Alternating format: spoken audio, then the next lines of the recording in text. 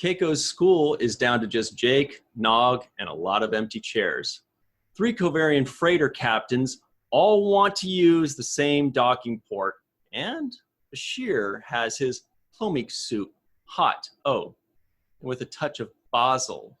Hey, everybody, and welcome to the 7th Rule with Cirroc Lofton. Hello. With a touch of basil, huh? Yeah, did you notice that? He said, I'll have, he says, plomik soup, hot, and with a touch of basil. What he said. I didn't pick up on that, but I just did. I always do. I like this episode. Freak. Yeah. It was a good one. Today we are reviewing Season 3, Episode 3, The House of Quark. The House of Quark. Directed by your buddy, Mr. Les Landau. Teleplay by Ronald D. Moore. Yeah. So you liked it, huh? Yeah, I thought it was a fun episode. I always like watching Quark do his thing, and this particular one, he really got to do his thing. Yeah.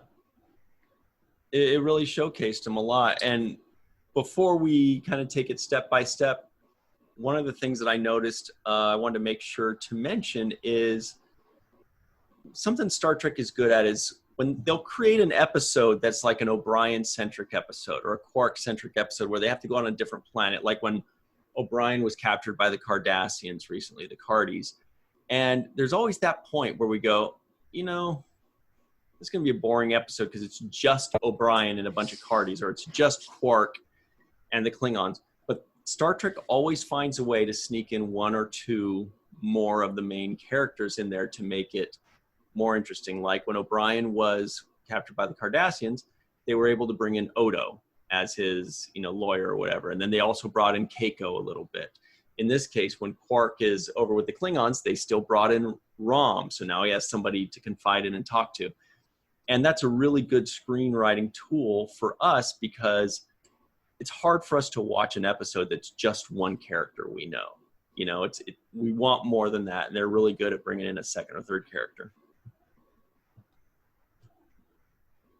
Yeah, and also keeping ongoing relationships, they keep feeding these relationships, which is great. This one, they did a little bit of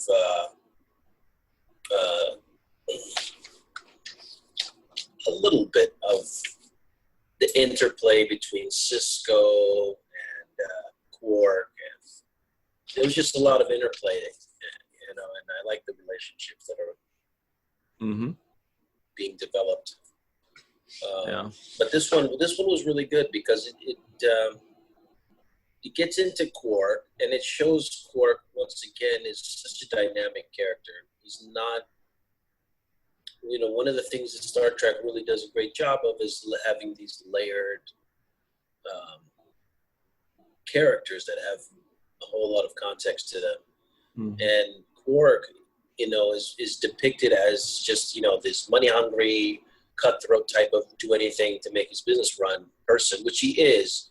But then we get to see other sides of him, too, where he actually shows that he has a heart or that he's sympathetic to other people or, that he's willing to compromise his own financial security for the benefit of somebody else or something else. Sometimes with coercion, but actually usually with coercion. But still, at the end of the day, he ends up doing the right thing. So you have to give it to Quark for that.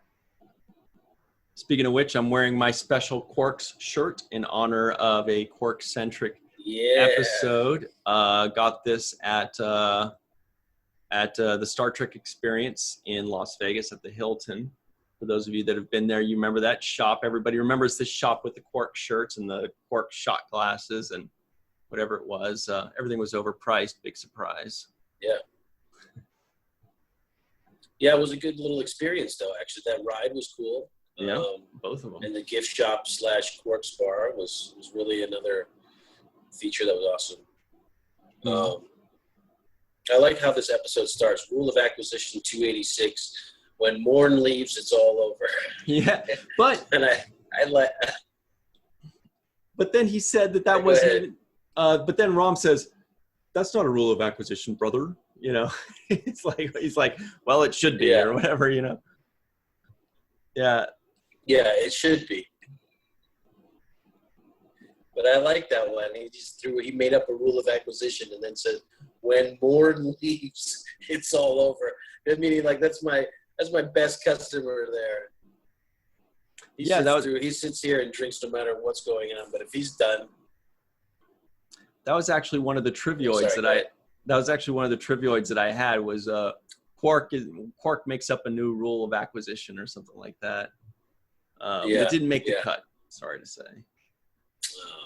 I know. Yeah, then they did a little bit of clicheist thing. When Quark kills the Klingon,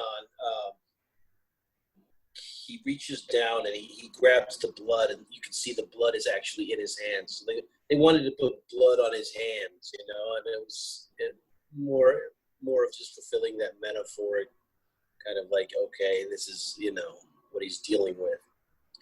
But I love the lines in this episode. There was a time when Quark said, I should have stuck with insurance, better hours, more money, and less scruples. Less scruples. I like that line as well. Of all people, he should have no scruples, or it seems like he would have none. But he's looking for less. We also, by the way, had... Okay. We also, by the way, had 3 NAMs. I don't know if you noticed the 3 NAMs that we had. Okay, so I noticed 2 of the NAMs. Actually, there were 3 NAMs that I can remember. The Jake NAM. Right? The Nog NAM. And then the Molly. Yep. Is Molly the other one? Perfect. Yep, exactly. That's kind of like our 3 top NAM getters right there, Jake, Nog, and Molly right there, the kids. Yeah. So we got a little chance to do the NAMs for this one. There was also a 4th one. There was also a 4th NAM, but I don't feel like we should count that one anymore, the Dominion, because I'm like, that one's just going to be talked about every episode for the next 5 seasons, so I don't know if we really need to be counting that one anymore. That one and Curzon. I don't know. Oh, yeah, Curzon's been getting a lot, and you're right. We haven't actually kept track of all the Curzons, but this is the second time we mentioned a Curzon now. Mm-hmm. Once again, something that's going to keep popping up, right? Yeah, that's why Every time he says, I miss the old man. That's why I feel like the Curzon NAMs and the Dominion NAMs, maybe we don't need to count those. I don't know. But I will say that Molly now has 4. Rom has 5. Keiko has 5. Jake has 5. And Nog has 7. So Nog is leading. He's leading the NAM, the non-appearance mentioned category. He's leading the pack. Pretty good. Yeah. Yeah. I like that. So, yeah, man. There's a bunch of little lines in here. I mean, when you get an episode like this, you kind of have to hold on to the dialogue. Mm-hmm. So a lot of it is exposed in the dialogue, and one of the things that was said was, I like Quark when he said, "It's not about profit; it's about revenge." And Rom's like, it is? I just love their interplay between the two. Yeah. I thought it was all about profit with you. So the interplay is really good. But, one thing that I picked up on about this episode, aside from the main in-your-face story about, Quark killing a Klingon and taking credit for it so he can boost his sales, there was kind of an undertone in this episode, and it dealt for me with women's issues. Mm. And I felt like the women's issues that were being talked about was O'Brien's household, right, with Keiko and her trying to find her identity as, she's not a housewife. she's not good at just sitting at home and, taking care of the kids and doing house stuff. She wants to have her own identity. She wants to be in the workforce, right? And so that's one issue. Just women in the workforce, women having their own identity outside of the traditional, women's roles, taking care of the house type stereotype. So I thought they addressed that in this. They also addressed it with the main story with Quark and, the Grilka. Kozak's wife. Yeah, Grilka. Widow, right? Grilka. Mm-hmm. And Grilka had her own woman's issue, right? She's trying to maintain her household. She's trying to hold on to her identity as a widow and, secure her family's wealth. But it was still about a woman, Now she's a widow and she's having to deal with being a single woman and facing those kinds of challenges. So I thought a lot of the storyline in this episode really was talking about traditional roles that women play and how they are outside of that and more than that. You're absolutely right about that. That's a really good point. It really was delivered very well on both storylines, right? I mean, you've got, like you said, you've got Keiko, who's kind of like, what is she going to do? She's just going to sit around at home and rot. Nobody wants that. Nobody wants that. She wants to be fulfilled. She studied to be a botanist, and she doesn't want to just get thrown little breadcrumbs here or there to keep her satisfied. She wants life fulfillment. And she and every single person on the planet deserves the pursuit of happiness, right? And also with Grilka, right, which was kind of a different angle of, the women's struggle. With Grilka, she's basically like powerless to keep her own house. Suddenly her husband dies and she's going to lose her entire house. But she being, intelligent, strong, perseverant, I don't even know, is perseverant a word? Feels like it should be. She figures out a way. How she can keep her house, even though she shouldn't have to figure it out. It should just be hers. But she takes control. She kidnaps Quark. She brings him over. She says, "This is what you're going to do. By the way, I'm going to kiss you, and then I'm going to gag and spit and hack because you're a gross Ferengi." Or the line when she says, something for and she stops. She's like, "A Ferengi?" And she's like, "Yeah." But yeah, you're right. That's a great point. Yeah. Yeah, and Grilka also, both cultures, whether you're talking about the humanoid culture, the Star Trek, Starfleet personnel, we're still dealing with a patriarch society. Right. We're still dealing with a male-dominated society, and when you see it in the Klingons, you see it even more so, right? The Klingons are all macho, and it's a masculine fest, and she has to find her own voice amongst these really strong men that are super opinionated and willing to cut your head off. So I thought it was a good way to subtly interjected this storyline about these kinds of struggles that women go through about trying to have their own identity, and the struggles that they face with, trying to break the narrative of whatever it is that is forced upon them as far as culturally. Mm-hmm. Yeah, and it definitely does paint the Klingons in the light of, they're kind of brutes. The one dude was, passed out drunk Kozak. He falls on a knife. I did find it a little peculiar that falling on a knife pierces his armor.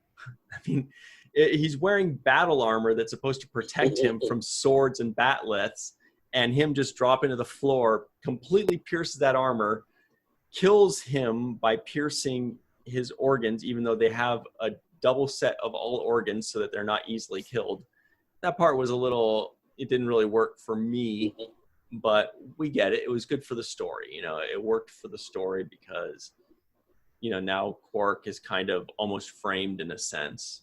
and put in this strange position. And then, you know, as you were pointing out, Grilka then has to deal with, you know, this patriarchal society that says, hey, you know, you lost your husband, so therefore you can't keep your house. And some other dude that you hate is going to come take all your stuff, right? Gakor or something, what was his name? Right. Yes. Dagor. Yeah. Al Dagor. Hey, that's a good one. Al Dagor. There you go. It took you a while. Maybe that. And, like you know, there was also another line that I like Sisko said. You like that one, all right? Oh, yeah. I'm writing it down. I'm going to steal it. Sisko Nobody's going to know. A really good line.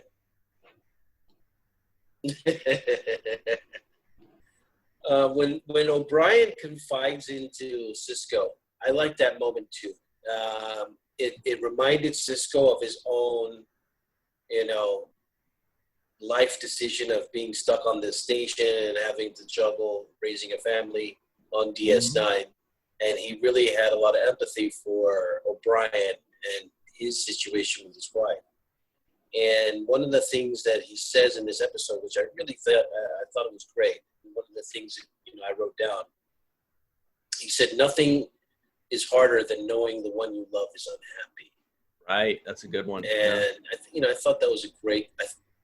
I love that point that he was making, and that is hard for us. You know, when you're in love with somebody and you're sharing that common bond, and you know that they're unhappy.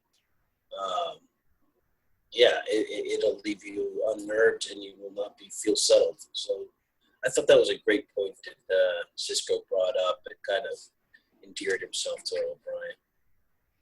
Yeah, you're right. That entire scene was just about happiness. You know, they mentioned that. He also said, hey, if giving you Cargo Bay 21 is all it takes to make your wife happy, then of course we'll do it. You know, that whole scene was about happiness. And then, right. and O'Brien says something like, so is that a yes? And Sisko says, well, it sure right. sounds like it. You know? What does he say? He says, so you're saying yes? Right. He says, well, it sounds like it to me.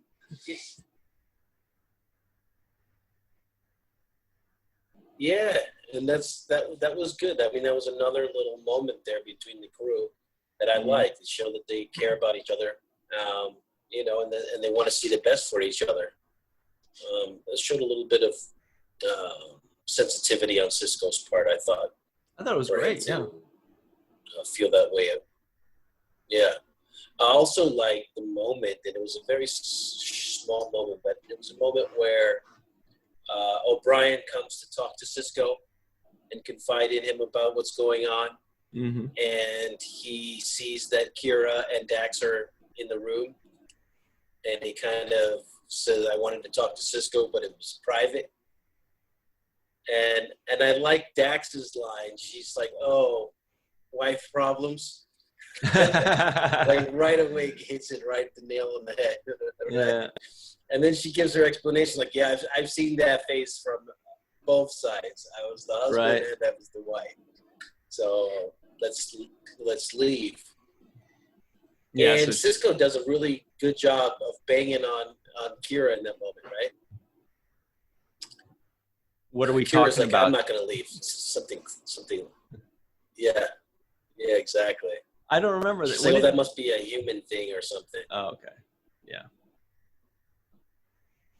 Yeah.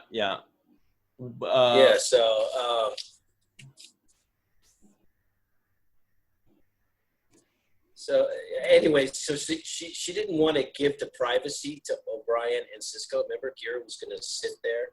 Yeah. It was a small scene. It happened fast. O'Brien comes. I want to talk to you, Captain, Commander, and Kira's literally going to just ignore it, the request to have a private conversation, and just keep sitting there.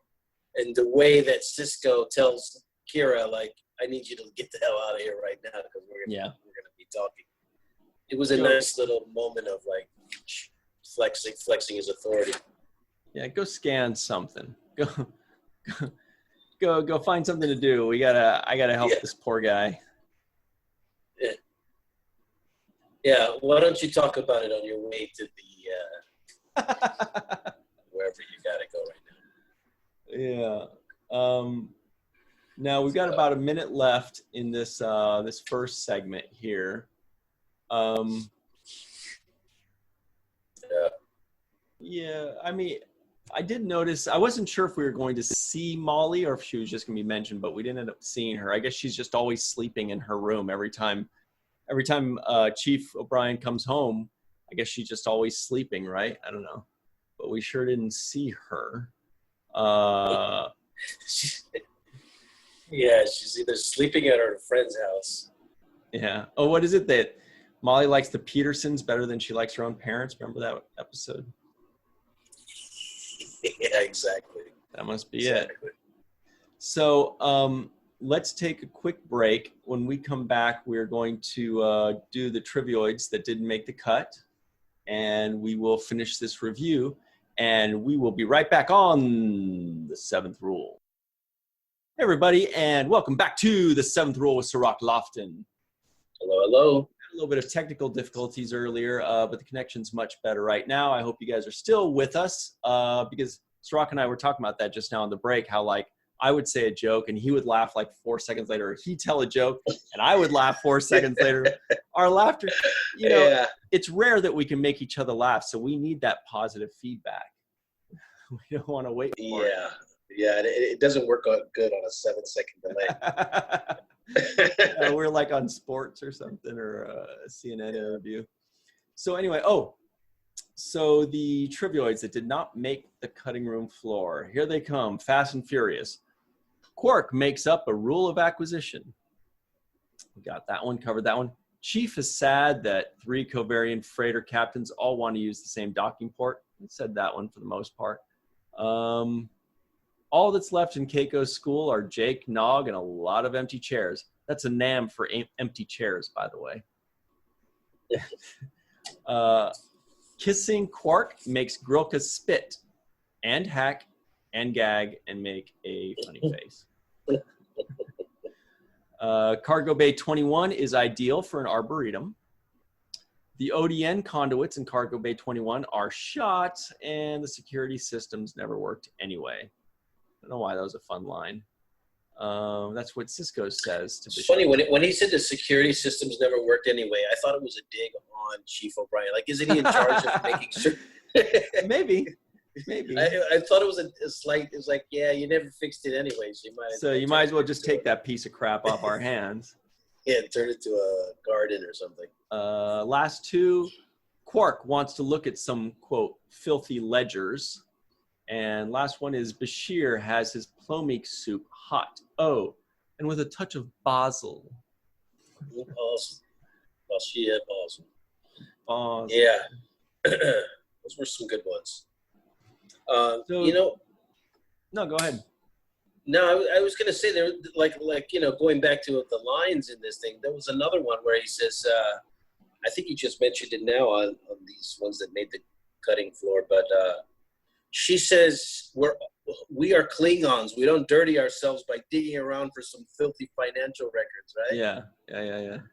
And I like that line. It was just like, yeah, we're too good for that, or that's outside of our zone. Lots of great lines, like when I think Grilka slaps Quark and divorces him just like that. Yeah. And he's like, hey, you gotta warn me next time or whatever. Yeah. And then she kisses him and she goes, kapla, and he goes, Yeah. I want to know how that was written on the page. I want to know how they, because I just put MHHMHMHAAA, but I want to know how they wrote it out. The other thing that I really like, this is my favorite line from the episode, where, what's her name again? Grilka. When Grilka and Quark are having that moment together, and he's like, yeah, I'm gonna do it and step up to the plate, and she says to him, I'm grateful for all you've done. That's That's why I'm going to give you a chance to remove your hand from my thigh. Yes. And it was just the best line. And she says, rather than breaking every bone in your body. Right. And I could just hear the Grand Negus going, oh, how did that get there? How did that? My hand? Was that my hand? No, that was one of the best lines for sure. And it reminded me of another line. I think Kira said the same thing to Quark at one point, right? If you don't get your hand off my thigh. She said it to the Grand Negus, I think, on that turbo lift or something. Okay, yes. Right. So it's like almost a recycle of just, Ferengi, touchy-feely hands. They like thighs, I guess. They go hands for the gravitate to them. Yes. The other line that I thought was great was when Grilka. Yeah, I was not an easy one. Grilka. That character will be back too. Yeah, when Grilka says to him, she's like,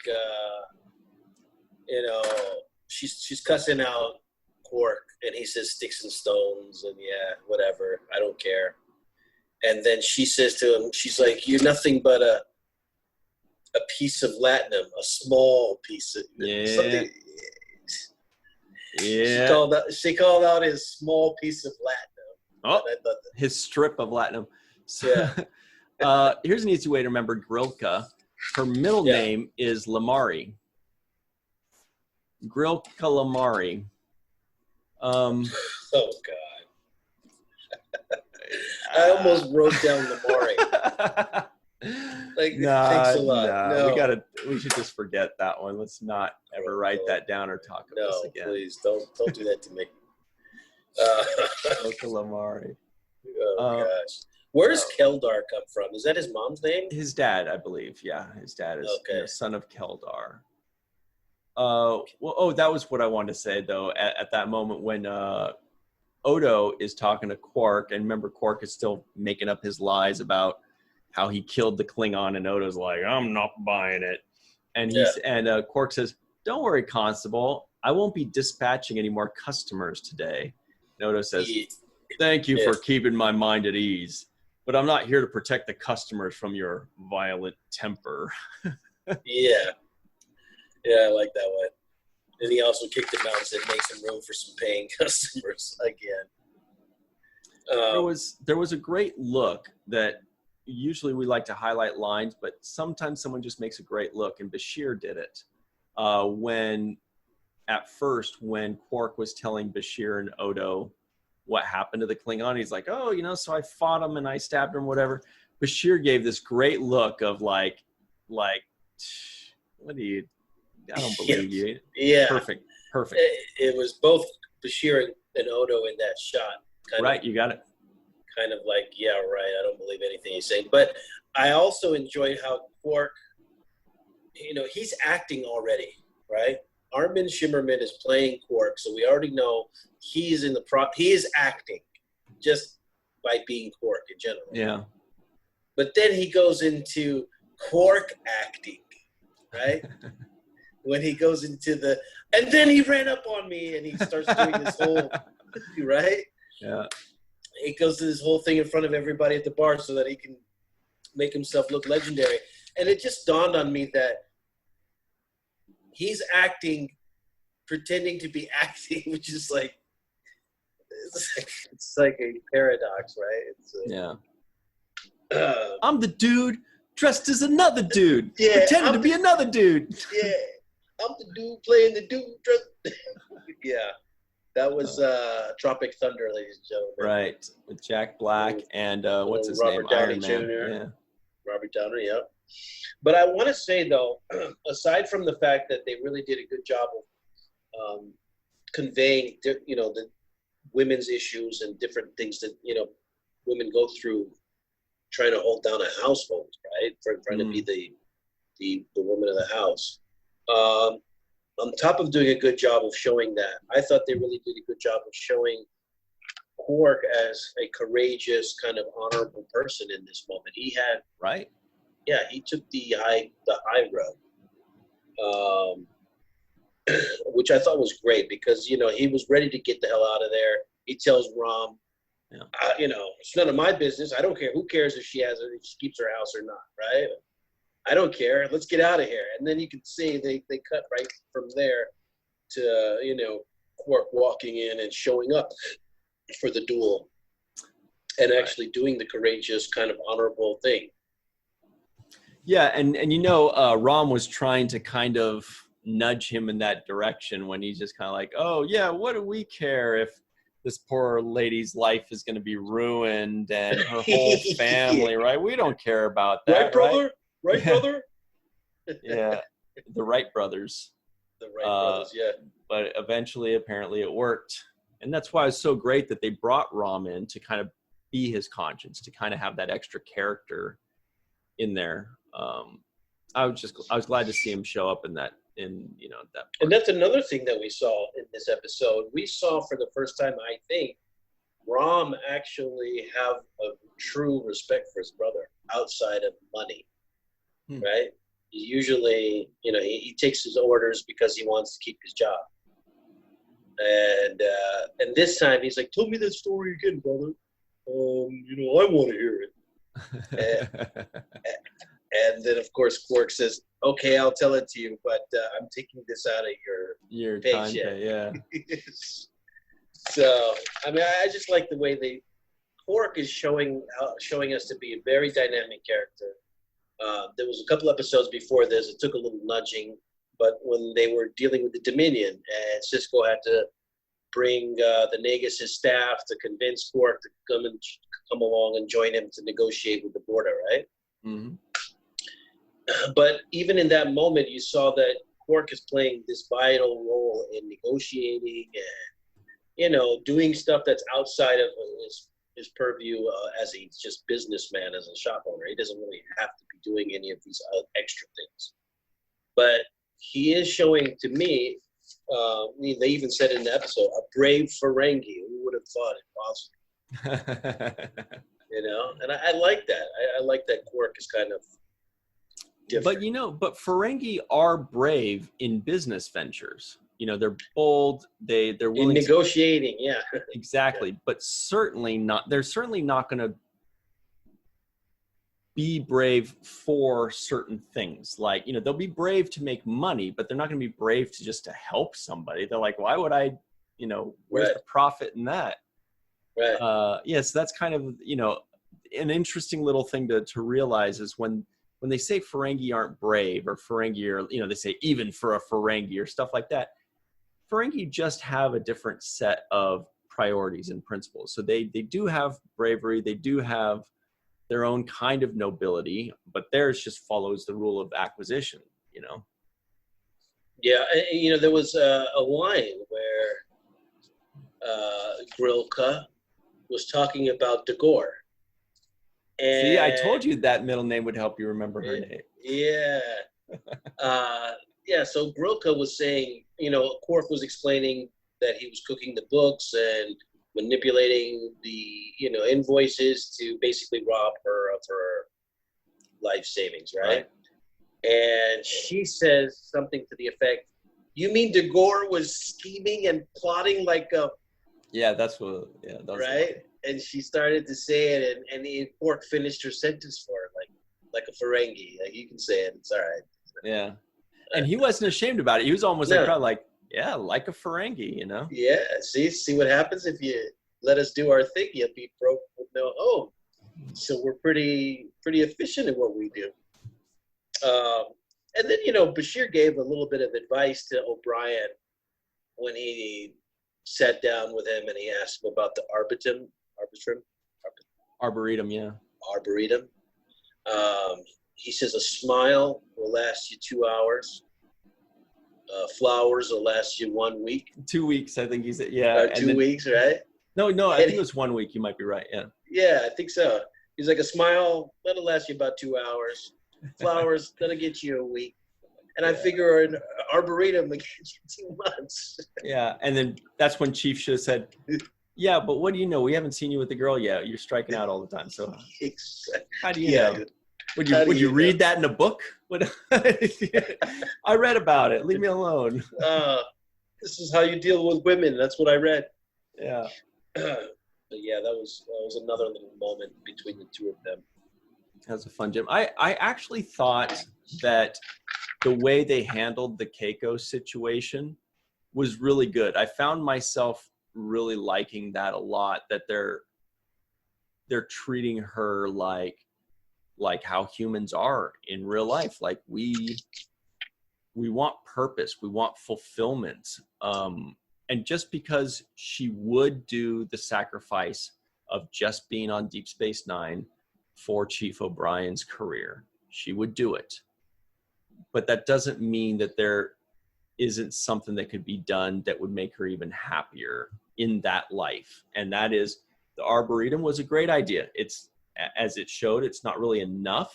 It made her happier. It would give her something to do, or as they pointed out, it's really just a hobby.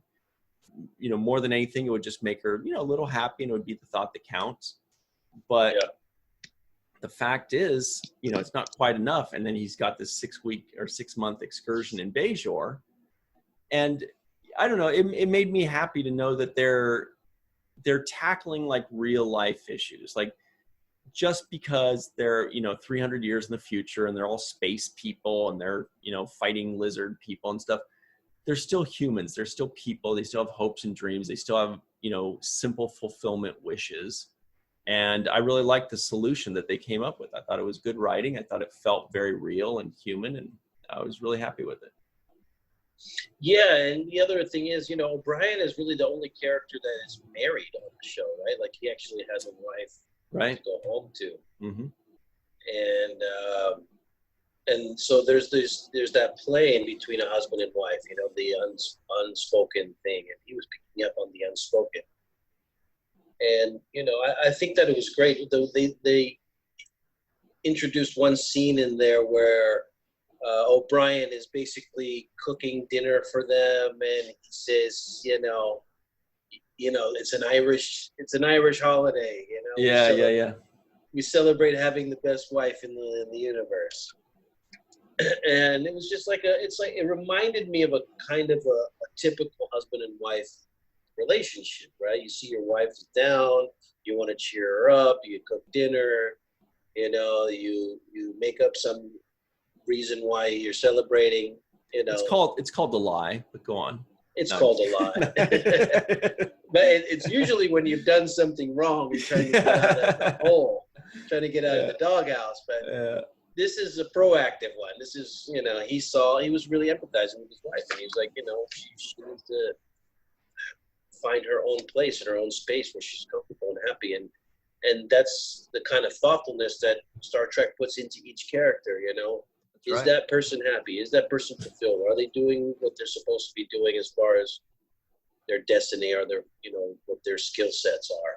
Yeah, they still want it to be realistic. They still don't want just, you know, laser beams and aliens and interesting, you know, morals of the stories and things like that. They still want like real characters, you know, and that's just always something that's so important in Star Trek, is making sure that the characters feel real and act real, and that we can identify with them, even though it's 400 years in the future and there are Vorta and changelings around them.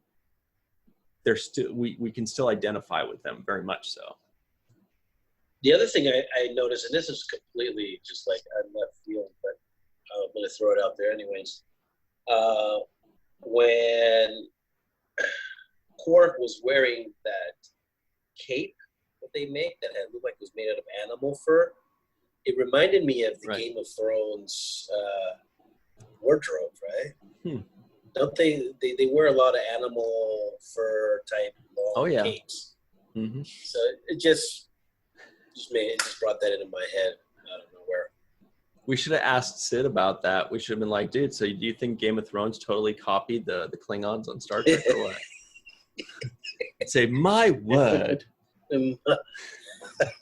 What color is that? Basil?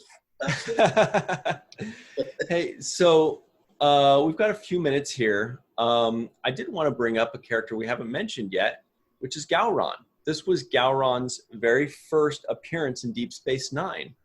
And when we saw him, it only hit me then. I was like, oh yeah, we haven't seen this guy yet. We see him previously in a few episodes of Next Generation, but this is only his very first one in Deep Space Nine. And he has, the fun line where he says, the House of Kozak is gone. For the time being, it will be known as the House of... And then Quark says, Quark. And he goes, Quark? Quark. Oh, the House of Quark. Yeah. But, it was nice to see Gauran again, It's nice to see big boogly eyes. We missed him. Good to see him. I did. I enjoyed watching him, too. He's always... the thing about these character actors, you're wearing all that makeup, you're wearing all that stuff, and now you have to find a way to shine, with like 50 pounds of weight on you. Yeah. And you only really get your eyes and the sound of your voice. Those are the tools that you have to perform with, right? And Gauran, he's got these powerful eyes, where he can stare you down and strike fear into you. And he has the voice, the voice. So, if you have those things going for you, if you have the strong eye play and a good, strong voice, then you can really play the entire gamut of aliens out there. Yeah, he's got the strong eye game, strong voice game. And he's not really a tall guy. Yeah. Usually Klingons are super big actors. He seems like he's 5'9" or something like that. So he definitely got that role off of merit, off of acting, prowess, and doing something different, doing something interesting, more so than he did out of, obvious physical stature. Right. Right. And that's where we have, when you pair that with the other great character actors that we have on the show, especially Armin, who, is just fantastic at Quark, because he knows how to play the delicate, small little emotions in there, and he throws in so many things. He's also flamboyant and audacious, and he wants everybody to see him, and he's just a really good character actor. Yeah. And this show is full of them. Yeah, so we covered Martok and Kozak. Was that guy? Dagor.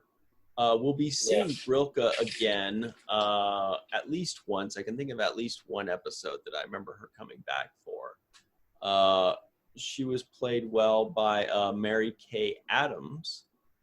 Let's check real quick. I'm trying to think if she's in more than one more episode. Nope, just the two. Okay. So she will be coming back. Yeah, but only one more episode. I wasn't sure if she had more than the one. I only remembered the one. But yeah, it's just the one. But beyond that, for the most part, Kira and Dax kind of had an easy week, right? You had an easy week? You got mentioned? I got to mention. Sisko had an easy week, actually, on this episode. It wasn't too much for him. A lot of people and then, the last thing I'm going to mention before we close out was that the divorce, which was the slap and the spit. And I thought that was a nice little touch there, too. And right just preceding that, when Grilka says to Quark, she says, "How can I ever repay you?" And he says, "I would like a divorce. No offense." Exactly. Well, since you're asking, I would like a divorce. To not be married to you. To a Klingon that keeps beating me up. He keeps slapping me around the room and telling me where I got to be. Yeah. Also, Quark said something at the end to Rom, I believe. He says, respect is good, but platinum is better.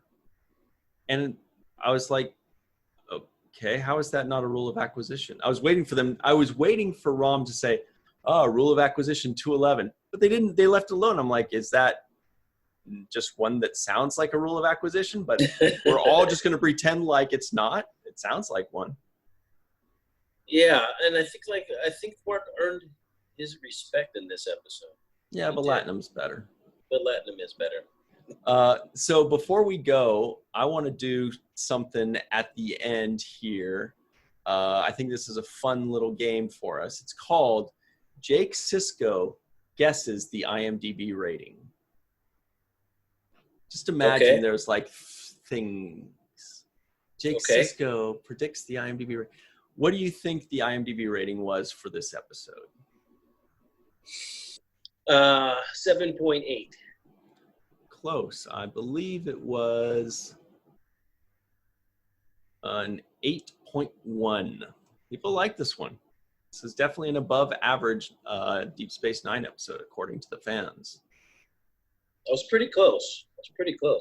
Yeah. I liked it too. I mean, it was, like I said, I accidentally watched the episode after this one. I was about to say no spoilers about next week's Equilibrium. I won't make any spoilers. Like 8.5, 9.5, right up in there, right? Yeah, I definitely say lower than whatever we just said.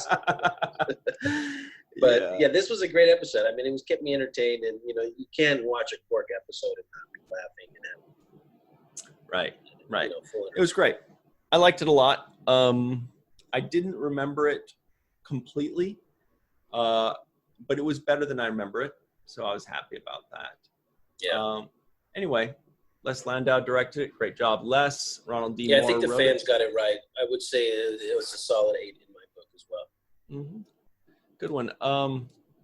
Also, before we go, quick shout out to our associate producers, Yvette Blackmon, Rex A. Wood, Dennis Koch, Homer Frizzell, Eve England, and Marie Segal, Rob Hoffman, and Carmen Shamwell. Thank you all very much. Thank you, guys. For our Trek Techs, Kat R. King and Heather Jordan. For Mr. Russ Hasledge. For the coolest guy in the sky, Mr. Aaron Eisenberg. That's the one. Thank you all very much for joining us. And we'll see you next time. Oh, man. Equilibrium. Cirroc, you're going to love I'm this looking thing. forward to it. I've already started prepping. All right, everybody. Thank you all very much. And always remember the 7th rule. Oh, and stay tuned for the free-for-all, by the way. We got some great questions. People are going to love the questions that I think it's going to be a big hit. No bombing. It's just going to be like, oh, boy, I can't wait. Stay tuned. Always remember the 7th rule. Hey, everybody, and welcome back to the 7th rule with Cirroc Lofton. This is the free-for-all. We've got Kat R. King, Homer Frizzell, Rex Wood, Carmen Shamwell, Heather Jordan, Malissa Longo, and Anne-Marie Segal. How's everybody doing? Good. Doing all right. Awesome. So we were talking right before we hit record about all kinds of stuff, but first and foremost, Heather, you've got a cool little mask that you can show us, right? Oh, yeah. Can you show us? Now, I know that Anne-Marie's probably going to say that this is not, going to protect anybody. It's not medical grade, but yeah. But, I've been making masks. This is like a galaxy print. I just made this, just because we do have restrictions here where we live that you have to wear a mask at the store.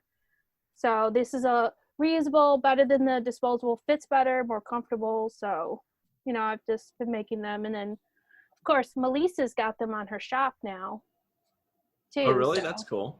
Yeah, well, she had one pattern, I think. I don't know how many she had on there. 3 patterns. Oh, okay. Didn't you have a doggy one? Am I wrong about that? There was like a dog, like a There's dog pattern?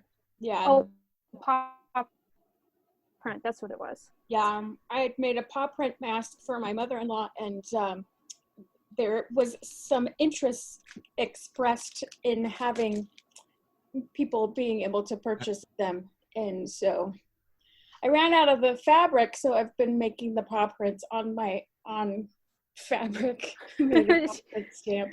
Oh, She's speaking of which, this is more of a winter joke, but do you guys know how you can find Will Smith hiding in the sun?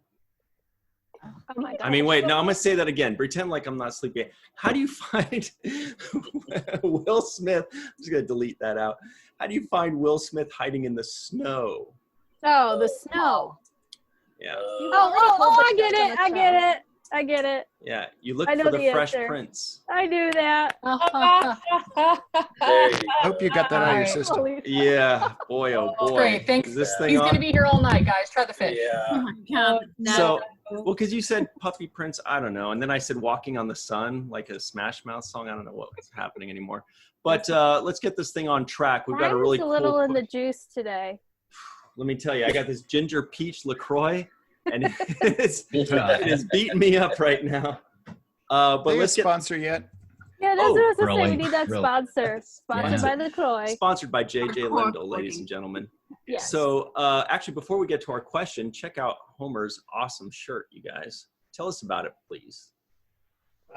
Yes. So I was fortunate enough to go on the cruise before everything got shut down.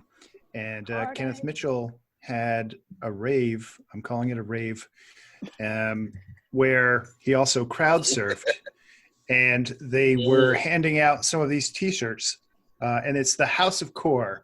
So I'm going to just turn around here. I think you can see that. Yeah. Yeah, that's a really nice shirt. So I love it. I love it. Yeah, And I thought it appropriate for House of Quark. Perfect, which is our episode today. There you go. So that being said, who is or what is your favorite Klingon house? Let's start with Heather. Oh, you can't ask me these questions. I don't know. Like, I don't really have a favorite house. I mean, I'm gonna have to say the House of Core. That's my favorite right there. Good answer. Good answer. What about you, Melissa? Martok. Nice. Of course. That's actually mine, yeah, so I don't have to answer. Yeah. What about you, Marie Segal? Now, wait, hang on, I'm sorry. Melissa, is it House of Martok pre-Worf or post-Worf? Post-Worf. All right. What about you, Anne-Marie? I mean, obviously it's House of Grilka. Is it Grilka? I want to be a part of any house that has Quark as a member. So Well, they got a divorce though. That's why I said House of Grilka. So it's post-Quark. Quark. But sometimes he hangs out with them. Carmen, do you happen to have a favorite Klingon house? No, but I tell you what's not my favorite, the House of Duras. I hate all like don't like Lursa and B'Etor are great characters, but the entire House of Duras is a bunch of bitches. Love it. Understood. They're just No. Like in every iteration, I think except for aside the original series, there's a bitch in the House of Duras. There's a bitch in Enterprise. There's the like I think it's the original Duras in Enterprise. Yeah. And TNG, of course, DS9. There's always some Duras family member causing problems. I can't stand them. And I could talk about it for a really long time, but let's go to the next person. She's heated about that. She's got some ideas. Yeah, so you don't really have much of an opinion on that, I guess. No, but what about in Generations where they had like that classic scene where they're looking through Geordi's visor and they're like, ew, human females are hideous. But you know what was even scenes ever. You know what was an even better moment was when they got blown up. We are cloaking! Our shields are down! And Riker goes, fire. And you just see Lursa and B'Etor just like, well, we're done. Yeah. Good moment. Yeah. Like I said, I mean, they're great female characters, but that whole house is just one dishonorable thing after another. I can't, no. She's like, they represent the worst of all females everywhere, is what she's going at there. I don't know. I thought they're kind of cool.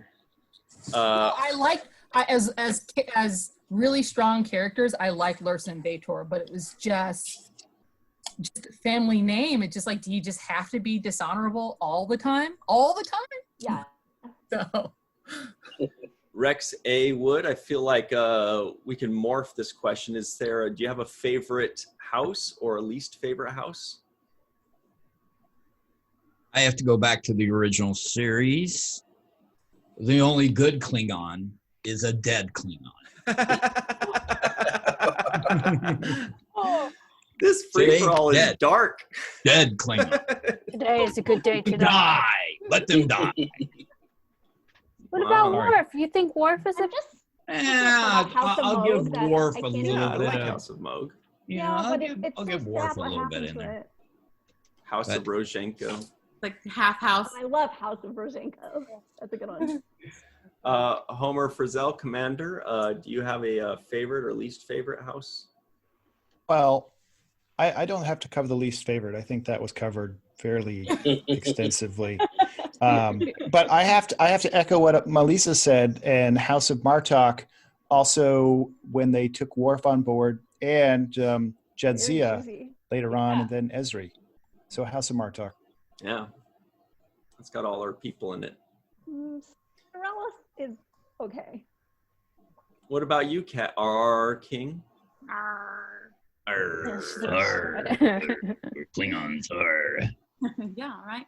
I would say, I was going to say the Martok initially, but, you know, low-key, it's really Duras. Nice. Ooh, debate time. Nice. Debate time. Two blocks away. No, I love Martok. That's post, with Worf. Yeah, my favorite. No love for Gauran yet, huh? All the love for Gauran's eyes. That's all I got to say. But, Cirroc, do you have a favorite house, or do you want to pass on this one? Yeah, I'm going to pass. I mean, the House of Sisko. I do like Martok, though. I think he's a fantastic guy. Sorry, what were you saying? No, I was going to say I didn't realize that I had gotten a Klingon divorce until I watched this House of Quark episode. Oh, no. It made me realize that I have been divorced several times. Oh. Whoops. Okay. So this all gets me going to the next question, because it made me do a little quick research about the House of Gauran. In fact, does anybody know, without checking, how many episodes Gauran appeared in Star Trek? Nope. Not without checking. Any approximations? 23. 36. 42. Hut I would height. have said 10 to 15. Can I get 100? Can I get 11? It's under 15. Yeah. I feel like it might also be under 10. Yeah, I'm like trying to decide. But more than 2. Well, half the Yes. We narrowed it down. We're narrowing it down. See, because I thought... I'm going to vote 7. I see 12. Yeah, 12 sounds like a good number. This is all Star Trek, right?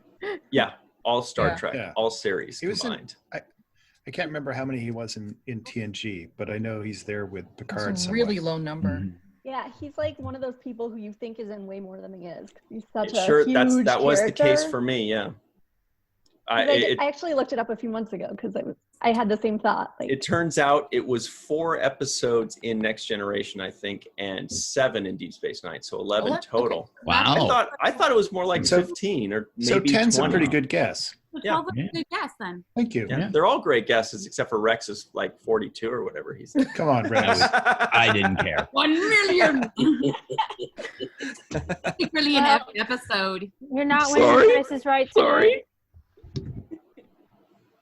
I thought Anne Marie would have the answer for sure. So did I. Written down somewhere. No, but I did learn something really interesting about Klingons today when I was reading Memory Alpha about this episode. This is apparently the last time they're on Kronos until Enterprise. Really? I would have thought, for some reason I thought they went back in Deep Space Nine, but guess not. What's up, Yvette? Welcome. Oh, beautiful background. Can you hear us, Yvette? Yeah. They got the Kronos awfully fast. I can't see you, but I can hear you.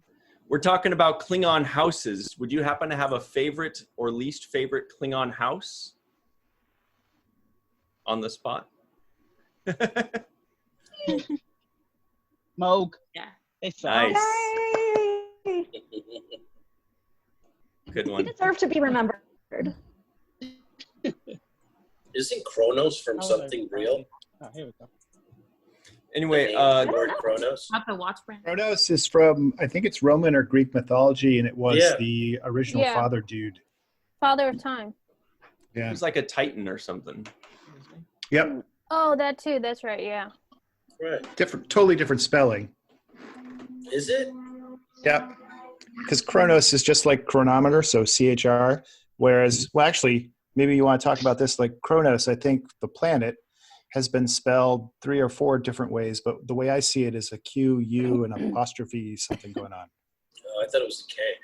They've spelled it K in That the may be subtitles too. for. Like I thought initially in like TNG it was KR, and then they changed it to QO. But Q apostrophe O. Yeah. So there are different spellings. I think it's all based on a regional dialect of Klingon, to be honest. Good head. It depends on who they have transcribing the episodes, whereabouts they are from Kronos. Well, you know, because they have to go more difficult once they start getting in Discovery. They can't just be simple Klingons anymore. So, you know, not only do they have to make them weird, giant-headed aliens, but they got to spell Kronos different. So, actually, there was a really interview with like maybe Ken Mitchell will know more about this, but with Mary Chieffo too, where they were saying how they had like dialogue coaches when they were learning their lines for Discovery to make sure that the accents all of them used reflected like what region of Kronos they were from. Like that's how I know. Jeez, that's in depth. I know, it kind of like blew my mind. Yeah. I read somewhere that the first person who said a Klingon line was the one who determined how it was pronounced. Yeah, so that's like, for like everything like every word in Star Trek. That's the rule. Here's a question I just thought of while you guys were buying me plenty of time. Yep, lots of time. Thanks, guys. Kronos for you. Of all of the Star Trek actors, be it series regulars or one-offs, who do you think would make the best Ferengi outside of actors that had already played a Ferengi? We're going to start with Marie Segal, since we want to put her on the spot. So difficult. I would say Dr. Phlox would be a fun. Great. Good one. John Billingsley. This is the quietest I've ever seen you guys. I'm trying to think of somebody who just had that, like, you know, Ferengi like vibe. Walter Coding. Walter. Oh, Walter. That's a fun one. Yes, for me. You're right. That's a great one. That's such a good one. Yeah. Yep. Wow. Right. Probably the right height, the whole bit. Yeah. Yes. No, you're right. No. It's a great one. I was going to go with Ethan Phillips too, Melissa, but then I thought, well, I guess he did play. Ferengi. Yeah, he's already been. He was under disguise.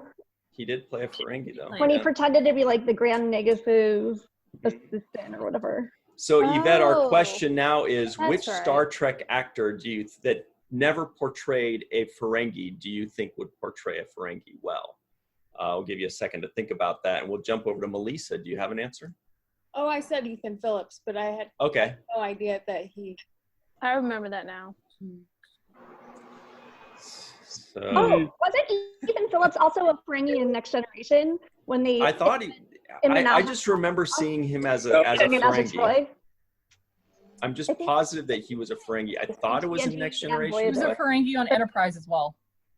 Oh, is that what it was? That's what it was. I only remember because we just watched the episode like a week ago. Yeah. So. He's like the doctor who tries to take control of Mrs. Troy's mind to learn how Betazoid can read people's minds in TNG. Right. Super cute. Carmen, do you have a favorite? Nah. Boy, oh boy.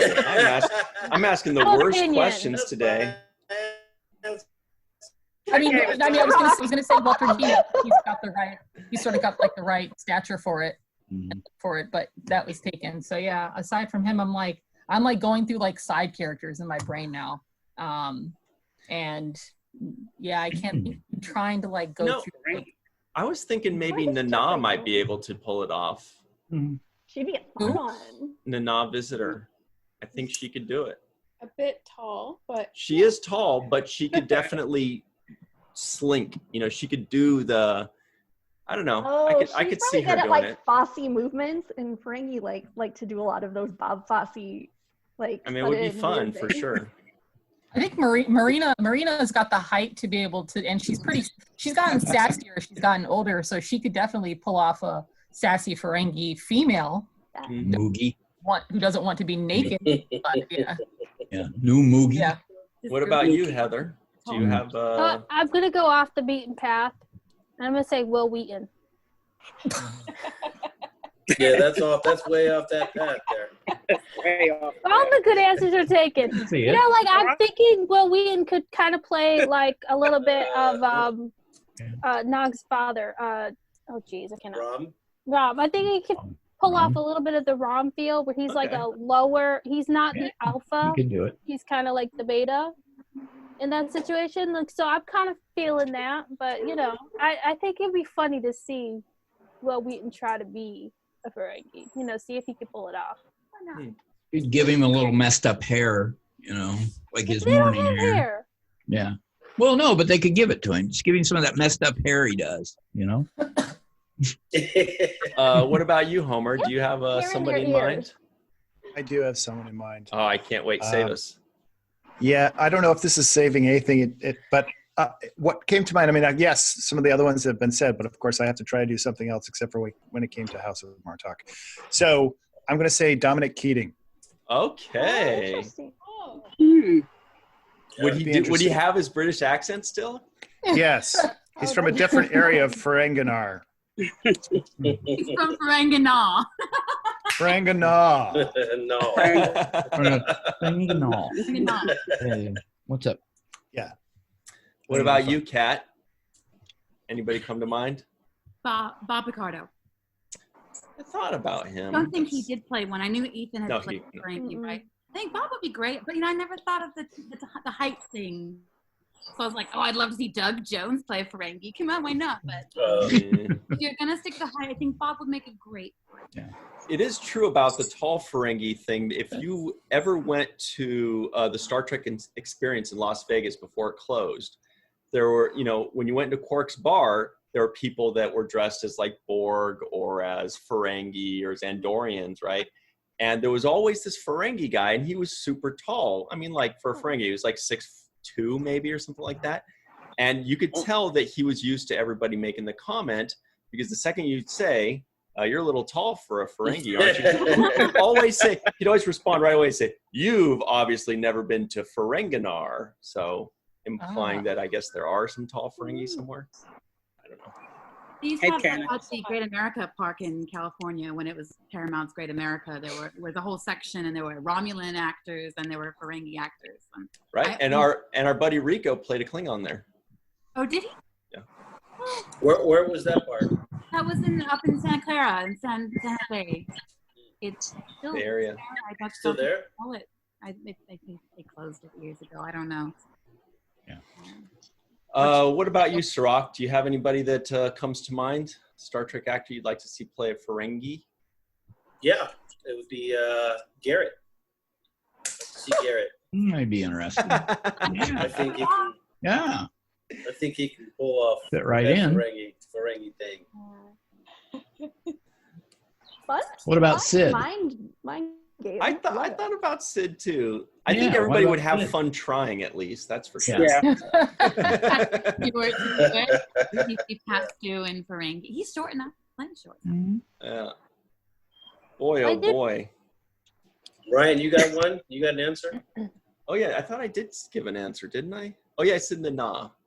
Although she doesn't quite have the stature for it, I think she would. I think she is good at, you know, kind of like leaving herself behind and like completely getting lost into a character, like the Intendant. You know what I mean? Like totally a different type of character, and I feel like she could just completely lose herself and get into the role of a Ferengi and be transform herself into something we've never seen. I think she could do it. We haven't seen her play that kind of character, but I think she could. I think it'd be fun to watch her at least try. I think my favorite answer was Walter, though. Honestly, I think that's a good one. You could play it with the Russian accent too. He comes from a whole nother part of Ferengi. Oh no. We got British Ferengi, Russian Ferengi. That's right. It's interesting. Irish Ferengi. Oh no, you're gonna get me on. Actually, I'd like to see Column as a Ferengi.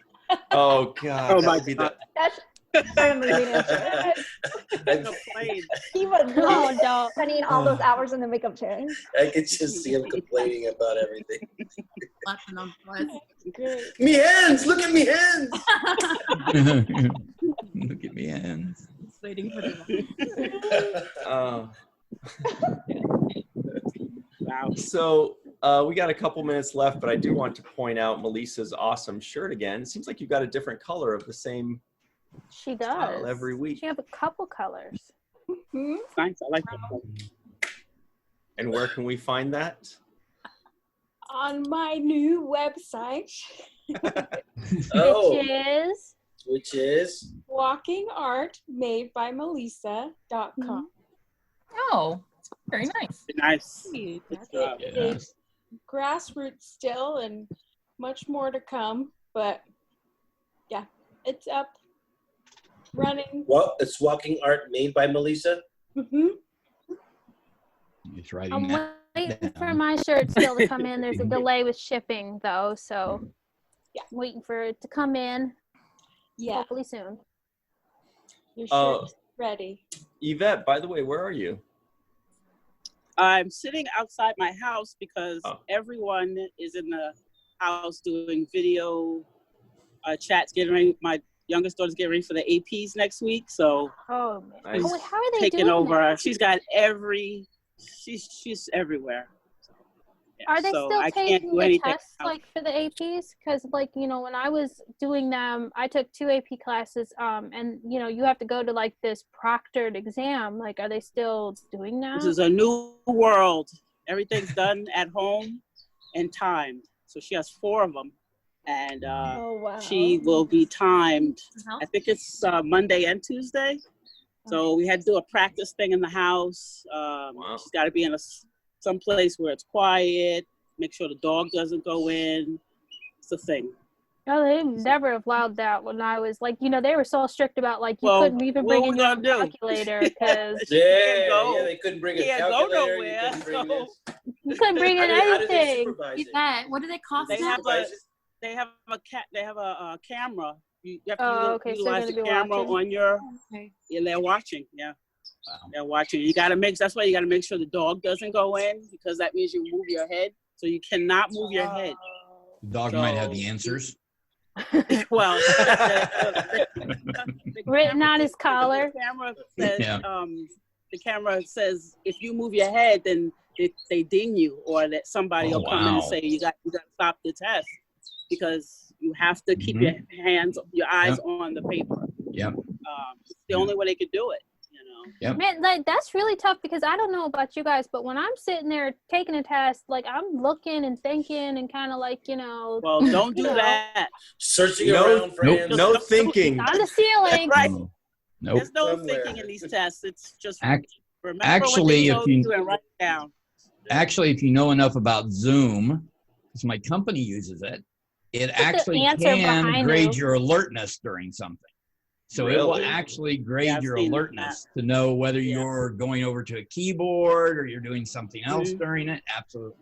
So that means on our show, it's probably Ryan, don't ever use that. Yeah, I was gonna say, let's make it pact that neither one of us will use that on each other on our show. Okay. Especially on this episode. Zero. Yeah, I remember I took an AP test one time and I wasn't finished with the test, and I asked for a bathroom break.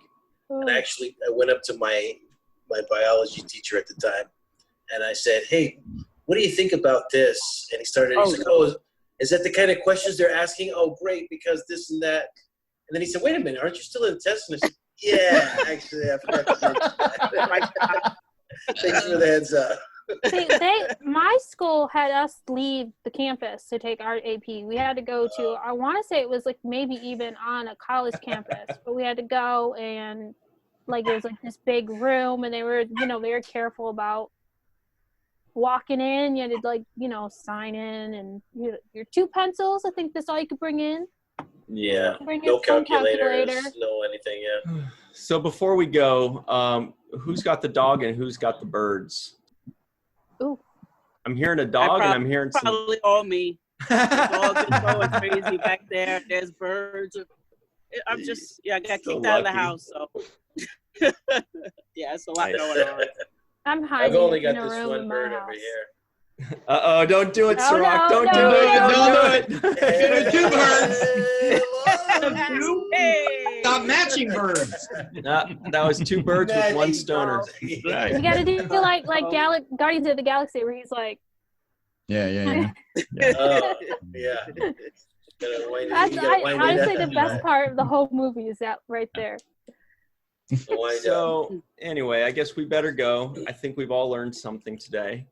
Absolutely. We'll. Really? I've learned to prepare better questions. That was my fault. You guys all looked at me like, you really have to. Nobody cares. Yeah. But we'll do better next time. About House of Cirroc. Quizzes need to stop. Here's a question. A question before everybody gets off. All right. What's having for dinner? Because meals are super monotonous for a lot of people lately. So yeah. 5 seconds or less. What's everybody having? We just ate. We had salmon. Cat's got a Lunchable or something. Cold cuts. Oh shit! Okay. She's got the full. She was ready for this question. This is like. Right here. What about you, Rex? 5 seconds or less. Here we go. Big I money. really probably don't know yet because the wife isn't home and she usually cooks. So she'll tell me when she gets home. Carmen, what about you? We're having pasta with grilled chicken and kale and mozzarella and Parmesan. Way too much I'm pasta going to her is being house. eaten at my house. Jeez. What about you, This is Heather? the first time we are having pasta. I literally I found a box in the back of the cabinet that's been there for maybe a year. We have not had pasta in so long, so we're excited. I think I'm actually going to run to the store after this before it closes and probably pick up a few things. I'll probably just grab like a salad if they have any, like a pre-made one. Got it. What about you, Cirroc? We don't have any dinner plans. Oranges? No, my oranges are already done that. I'm probably gonna do nachos tonight. Ooh. Oh. Well, be careful because those are nachos. Nachos. Nachos. Melissa, go ahead. Sorry, Nacho Elmer. cheese. Sorry, you had to hear that. I don't know. I haven't planned that far ahead yet. Oh, sorry. It's 6 guys are o'clock. like- Right? It's 6. Yeah, It's almost 6 where I am. Anne Marie? Well, first I always follow Melissa's dinners like very carefully because she always takes the best pictures of them. She does. So I live vicariously through her. I don't know, probably like barbecue something in a crock pot and then hobnobs for dessert because I'm addicted. Hobnobs. I don't even know what that is. That's a question for another time. What about you, Yvette? Oh, I cooked already. We have salmon. Ooh, I love salmon. And I think there's some, we've been grilling eggplant. Grilled some eggplant and grilled some salmon. Sounds good. I'm coming to Carmen's house and Homer. Yvette's house after this. That's right. We got everybody except for Homer, right? What do you got? Homer? Where's Homer? Oh, hey, Homer. He's muted. Hey, homie. He's muted. There's no sound. I was muted. Yes. Tonight, it's duck breast, and we'll have kale sauteed with shallots. He's like got a chef over Michelin there. star. He's like Duck breast.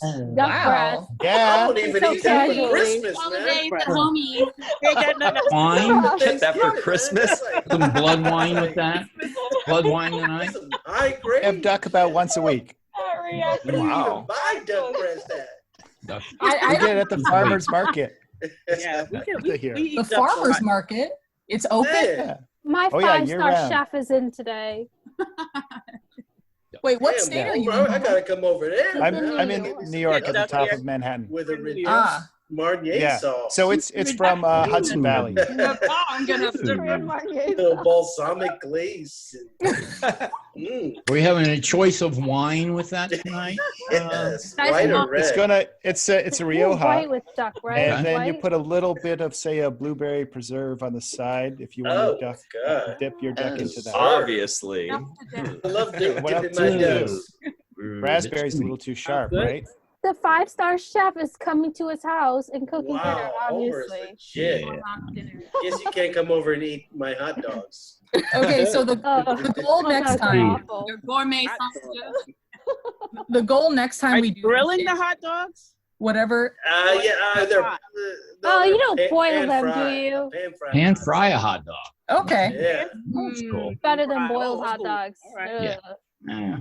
What's our goal? So, all right, guys, we got to run. But what's our goal? There was a goal. This was a better question. We'll pick it up next week. We'll come back next week with a review of the dinners we had. Carmen wants everybody to present their dinner. We'll see you next time on the Central.